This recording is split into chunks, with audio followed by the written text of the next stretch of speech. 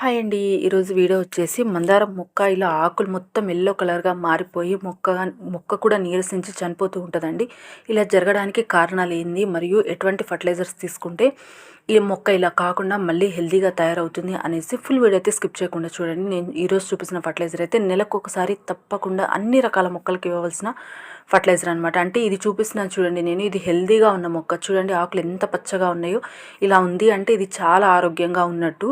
ఇలా మొత్తం చెట్టు మొత్తం ఎల్లో కలర్‌గా వచ్చేసిందంటే అది ఆరోగ్యంగా లేనట్టు. మొక్క మెల్లమెల్లగా చనిపోతుందని మనం జాగ్రత్తలు గాని తీసుకోకపోతే మొక్క అనేది కంప్లీట్‌గా చనిపోతుంది. ఇంకొచ్చేయండి మన వీడియోలోకి వెళ్ళిపోదాం. హాయ్ అండి, అందరికీ నమస్తే. Welcome to Harika creative ideas. Please అండి, కొత్తగా మన ఛానల్ చూసినట్లయితే లైక్ చేయండి, షేర్ చేయండి, మన ఛానల్ని సబ్స్క్రైబ్ చేసుకోండి. చాలామంది ఏం చేస్తున్నారంటే ఫర్టిలైజర్ వరకే చూస్తున్నారంటే టిప్స్ అనేది ఫాలో అవ్వట్లేదు. జాగ్రత్తలు కూడా తీసుకోవాలి. నేను ప్రతి వీడియోలో చెప్తూ ఉంటాను, ఫర్టిలైజర్స్తో పాటు జాగ్రత్తలు తీసుకోవాలి. ప్రాబ్లమ్ మనం అక్కడే పెట్టేసి మనం ఎన్ని ఫర్టిలైజర్స్ ఇచ్చినా సరే అది అట్లానే ఉండిపోతుంది. కాబట్టి కంపల్సరీగా జాగ్రత్తలు కూడా తీసుకోవాలండి. ముఖ్యంగా ఇట్లా ఎల్లో కలర్గా అవ్వడానికి చాలా కారణాలు ఉంటాయండి. నేనైతే ఈరోజు 4 కారణాలు అయితే చెప్తున్నాను. ఈ కారణాలు మీ మొక్కకి జరుగుతున్నాయో లేవో కూడా చూసుకోండి. ఫస్ట్ కారణం వచ్చి నీరు ఎక్కువగా పోయడం అండి. మట్టిలో నీరు నిలిచిపోయినా కూడా వేర్లకి గాలి అనేది అందక ఆకులు పసుపు రంగులోకి మారిపోతూ ఉంటాయి అన్నమాట. అంటే మనం టైం టు టైం నీళ్ళు పోసేస్తున్నాం, మట్టి పీల్చుకుంటుందా లేదా, ఎప్పుడైనా సరే సాయిల్ని మనము 1 నుంచి 2 ఇంచుల వరకు చెక్ చేసుకొని మనం వాటరింగ్ అనేది చేయాలి. పొడిగా ఉంటే మాత్రం వాటర్ పోయాలండి, తడిగా ఉంటే మాత్రం అస్సలు అవసరం లేదు. డ్రైనేజ్ హోల్స్ కూడా కరెక్ట్గా పెట్టుకోవాలి. సెకండ్ టిప్ వచ్చేసి బెస్ట్ టిప్ అండి. ఇది పూలు ఎక్కువగా పూయాలన్నా ఈ టిప్ బాగా ఉపయోగపడుతుంది అనమాట. ఎండ ఎక్కువగా తగలాలండి. కనీసం 5 గంటల ఎండన్నా ఏ పూల మొక్కకైనా తగలాలి. తగలపోతే ఆకులు మెల్లమెల్లగా పసుపు రంగులోకి మారిపోతాయి. మొగ్గలు కూడా రావు. వచ్చిన మొగ్గలు కూడా ఎల్లో కలర్లోకి మారిపోయి చనిపోతాయి అన్నమాట. కాబట్టి ఎండ తగిలే ప్లేస్లో పెట్టండి. ఇలా చిన్న చిన్న బాల్కనీస్లో పెట్టినా సరే ఎండ ఎక్కువగా ఉండే ప్లేస్లో పెట్టండి. నేనైతే బాల్కనీలోనే పెట్టేశాను. ఈ ప్లేస్లో మొత్తం డైరెక్ట్గా మొక్కల మీద చూడండి ఎలా పడిపోతుందో ఎండ. ఇంకా థర్డ్ టిప్ వచ్చేసి పోషకాల లోపం అండి. ముఖ్యంగా నైట్రోజన్, ఐరన్, మెగ్నీషియం ఇలాంటి పోషకాలు అన్నీ అందే విధంగా వారానికి ఒకసారి మనం ఫర్టిలైజర్స్ ఇస్తున్నాం కదా, ఆ ఫర్టిలైజర్స్లోనే అన్నీ అందే విధంగా ఇవ్వాలి. ఇలా పోషకాల లోపం అయితే కూడా మొక్క ఇలా వాడిపోయి చనిపోతుంది అనమాట, ఎల్లో కలర్గా అయిపోయి. కాబట్టి మనం ప్రతి వారం మన ఛానల్లోనే ఉన్నాయండి ఆర్గానిక్ ఫర్టిలైజర్స్. దానిలో ఒక్కొక్క దానిలో కూడా ఏమేమి ఉంటాయో కూడా నేను ఎక్స్ప్లెయిన్ చేస్తూ చెప్తున్నాను. ఇవన్నీ అందే విధంగా మొక్కకి అందిస్తూ ఉండాలి. నెక్స్ట్ ఫోర్త్ టిప్ వచ్చేసి మొక్కలకు పెస్ట్ అటాక్ అయిందో లేదో చెక్ చేసుకోండి. ముఖ్యంగా పెస్ట్ అటాక్ అయితే మాత్రం మొక్కలు అనేది ఇట్లా ఆకులో ఉన్న రసాన్ని మొత్తం ఆ పెస్ట్ పీల్చేసి మొక్కలు అనేది ఎదగకుండా వచ్చిన మొగ్గల్ని కూడా చంపేస్తూ ఉంటాయి అన్నమాట. కాబట్టి తప్పకుండా పెస్ట్ అటాక్ అయిందో లేదో కూడా ఒకసారి ఆకులు మొత్తం తిరిగేసి చూడండి. పెస్ట్ ఉంటే మాత్రం కంపల్సరీగా మన ఛానల్లో ఆర్గానిక్ ఫర్టిలైజర్స్ ఉన్నాయి. ఒకసారి ప్రిపేర్ చేసి, ఆర్గానిక్ అండి, రూపాయి కూడా ఖర్చు లేకుండా మనం ప్రిపేర్ చేసి మొక్కలకి స్ప్రే చేసుకోవచ్చు. ఇదంతా ఇబ్బంది అనుకుంటే మాత్రం మనకి ఎక్కడైనా సరే నర్సరీలలో నీమ్ ఆయిల్ దొరుకుతుందండి. 1 లీటర్ ఆయిల్లో 1 లీటర్ వాటర్లో జస్ట్ ఒక 2-3 డ్రాప్స్ వేసి కూడా నెలకు ఒకసారి కూడా స్ప్రే చేసుకోవచ్చు. పెస్ట్ ఉంటే మాత్రం ఒక 15 డేస్ నుంచి 20 డేస్ లోపు కూడా మనం స్ప్రే చేసుకోవచ్చు అనమాట. నెక్స్ట్ నేనేం చేస్తున్నానంటే అండి, ఇలా మట్టిని అయితే ఒక 2 ఇంచుల వరకు మొత్తం తీసేసుకుంటున్నాను. పాత మట్టిని, కుండీలో ఉన్న మట్టిని ఒక 2 ఇంచెస్ వరకు మొత్తం తీసేసుకొని ఫ్రెష్ మట్టిని నేనైతే వేసుకుంటున్నాను. ఎందుకంటే ఈ మట్టిలో బలం కూడా అయిపోయింది, అందుకే మొక్క ఇలా అయిపోయింది అనమాట. ఈ మట్టిని అయితే మొత్తం ఇలా నీట్గా ఒక 2-3 ఇంచెస్ వరకు తీసేసుకొని ఫ్రెష్ మట్టి అండి, దానిలో నేనేం మిక్స్ చేసుకుంటానంటే ఎర్రమట్టి మిక్స్ చేసుకొని దాంట్లోని పశువుల ఎరువు, కొంచెం ఎప్సమ్ సాల్టు, పసుపు మిక్స్ చేసుకొని మళ్ళీ నేను కుండీలో వేసేసుకుంటాను. ఎందుకు అంటే ఒకవేళ మట్టిలో ఏమన్నా పెస్ట్ ఉన్నా సరే చనిపోతుంది. వేపపిండి కూడా కంపల్సరీగా మిక్స్ చేసుకోవాలండి. నీట్గా అయితే మట్టి మొత్తం తీసేసుకుంటున్నాను కుండీలో. ఇంకొక నెక్స్ట్ టిప్ చెప్పాలంటే, ఒక్కసారి మట్టిని కూడా తవ్వి చూడండి. అంటే ఒకవేళ చిన్న చిన్న చీమలు కానీ లేకపోతే పురుగులు కానీ పెస్ట్ ఏమన్నా మనం మొక్కల మీద పెస్ట్ అటాక్ అయితే మాత్రం కంపల్సరీగా మనం రిమూవ్ చేసుకుంటామండి. 100కి 100% మన ఛానల్లోనే ఉన్నాయి. కానీ మట్టిలో పెస్ట్ అటాక్ అయిందని మనం గెస్ చేయాలంటే చాలా కష్టము. ఏమవుతుందంటే మట్టిలో పెస్ట్ అటాక్ అయితే మాత్రం వేరుని కొరికేస్తూ ఉంటాయి. అవి కొరికేయడం వల్ల మొక్క కూడా ఇలా మెల్లమెల్లగా నీరసిస్తూ ఉంటుంది. మనం రెగ్యులర్గా పోషకాలు ఇస్తున్నాము, ఫర్టిలైజర్స్ ఇస్తున్నాము, కానీ మొక్క ఎందుకు ఇలా అవుతుంది అని చాలామంది అనుకుంటూ ఉంటారు. కానీ మట్టిలో పెస్ట్ అటాక్ అయితే మాత్రం మనం అస్సలు గుర్తించలేమండి. ఇలా తీసేసుకున్న తర్వాత కంపల్సరీగా నేనైతే ఇవన్నీ మిక్స్ చేసి పెట్టుకున్నాను, అవైతే యాడ్ చేసుకుంటాను. మీరు కూడా వీలైతే మాత్రం ఒకసారి మట్టిలో పెస్ట్ అటాక్ అయితే కంప్లీట్గా రిపోర్టింగ్ చేసేసుకోండి మొక్కని.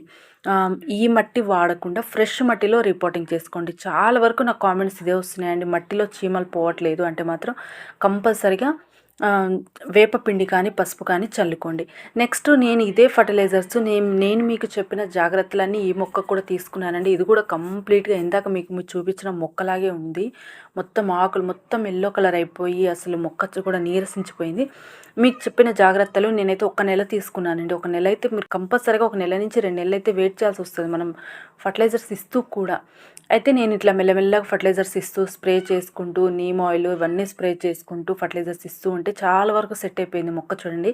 మీకు లైవ్‌లోనే చూపిస్తున్నా. ఇంకా కొన్ని ఆకులైతే అలానే ఉన్నాయి. మొత్తం సెట్ అయిపోయి పువ్వులు కూడా పూస్తున్నాయండి. మొగ్గలు కూడా స్టార్ట్ అయిపోయినాయి.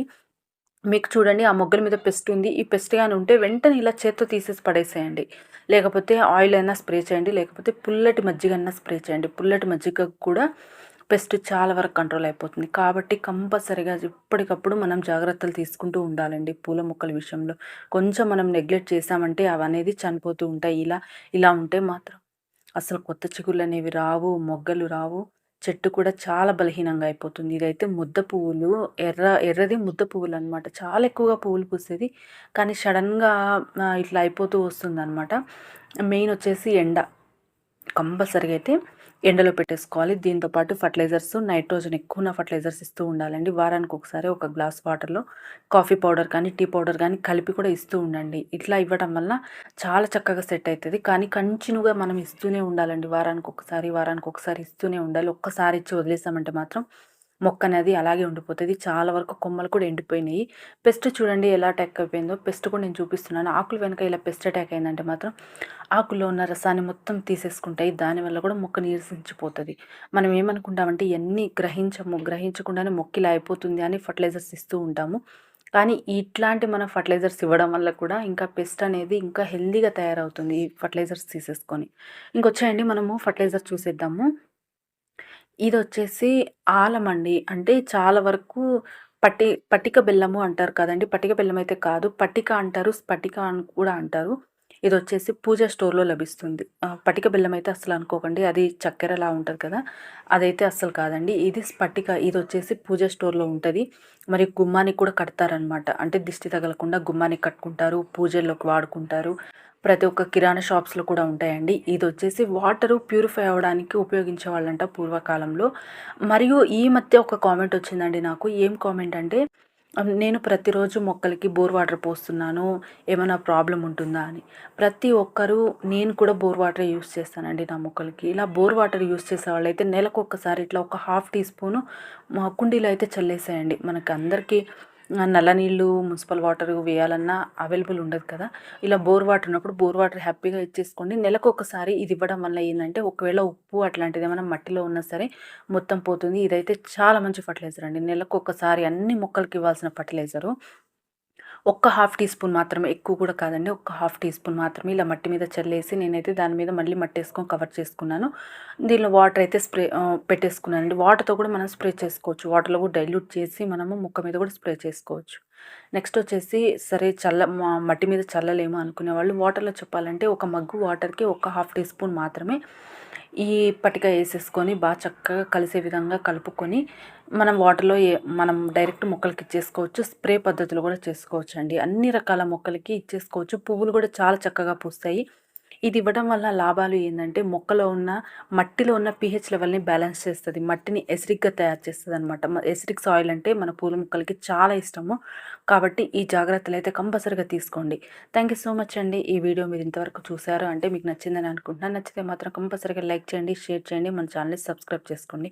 మీకు ఎటువంటి గార్డెనింగ్ సంబంధించిన డౌట్స్ ఉన్నా సరే నాకు కామెంట్ సెక్షన్‌లో కామెంట్ చేయండి. ఈరోజు నేను చెప్పిన టిప్స్ అన్నీ ఫాలో అవుతారని మరియు ఫర్టిలైజర్ కూడా ప్రిపేర్ చేసి మీ మొక్కలకి ఇస్తారని అనుకుంటున్నాను. రిజల్ట్ కూడా నాకు కామెంట్ సెక్షన్‌లో కామెంట్ చేయండి. థ్యాంక్ యూ సో మచ్ అండి. Happy gardening. మరొక మంచి వీడియోతో మళ్ళీ మీ ముందుకు వస్తాను.